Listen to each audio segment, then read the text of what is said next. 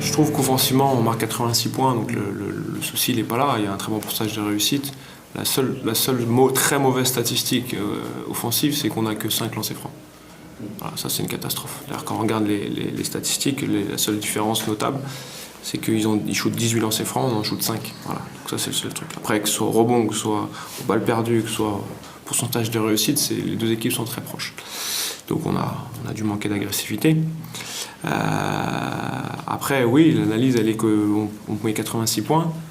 Si on enlève quelques erreurs défensives qui sont pour moi stupides, on doit pouvoir gagner les matchs à 86 points, en marquant 86 points contre une équipe de Nanterre.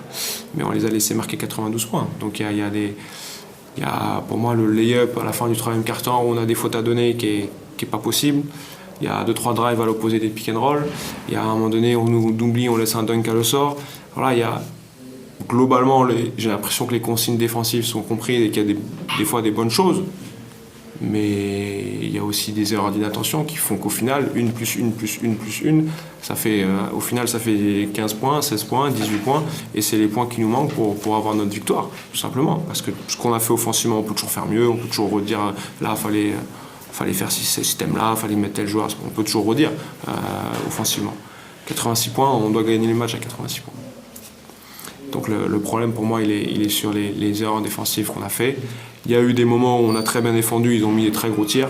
On a tenté à un moment donné de switcher sur tous les écrans. On a plutôt stoppé leur attaque et là ils ont mis des situations, des tirs très très difficiles. Bon voilà, ils ont fait un beau match, il faut les féliciter. Et il faut que nous on soit plus vigilants pour ne pas répéter ces erreurs défensives qui aujourd'hui nous coûtent le match à mon sens. Mon sentiment il est exactement là, c'est qu'on ne dit pas une attaque sur deux, une attaque de Nanterre sur deux, on fait n'importe quoi. Et je les ai en tête parce qu'elles ne sont pas nombreuses. Quand il y en a 25, on ne peut pas les avoir en tête. Mais là j'en ai certaines en tête, j'en ai 4-5 en tête qui nous font très très mal. Après les antisportifs nous font mal, bon, et après il y a d'autres trucs, mais ça nous fait très mal parce que on a des manques d'attention qui font qu'on donne un panier facile à un moment donné, alors que quand on était, on va dire, concentré défensivement, il n'avait pas ce panier-là. Donc il y a 2-3 situations de jeu rapide où on a encore des fautes à donner qu'on ne fait pas.